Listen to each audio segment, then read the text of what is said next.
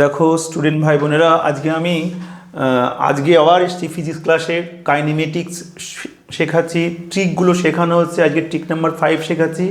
কোনো একটা distance A B, এই ডিস্ট্যান্সটা যদি nth সেকেন্ডে কভার করে ডিএন, mth সেকেন্ডে কভার করে ডিএম, এবং যদি ইনিশিয়াল ভেলোসিটি 0 হয়, then acceleration equals to DM minus DN by M minus. এই প্রপার্টিটা খুব করে মনে রাখো।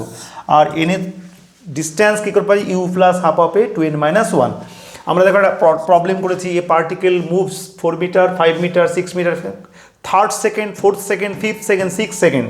দেন অ্যাসলেশন, কত অ্যাসলেশন কী সূত্র শিখলাম আমরা? বলো অ্যাসলেশন আমরা এখানে করে দিই।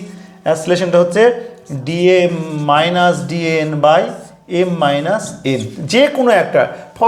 এটা করি আমরা। এই যে 5 মিটার মাইনাস 4 মিটার, 5 মিটার কত সেকেন্ডের কাছে, কত এথ? 4th। তাহলে 4 মাইনাস 3, দেখো অঙ্ক শেষ। That is 1 metre per second. Acceleration বেরিয়ে গেল এক মুহূর্তে।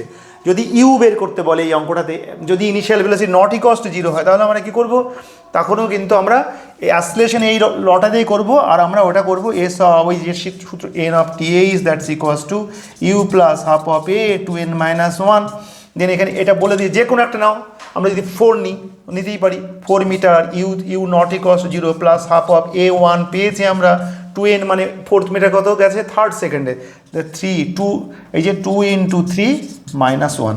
দেখে এখান থেকে আমরা ইউটা পেয়ে যাচ্ছি।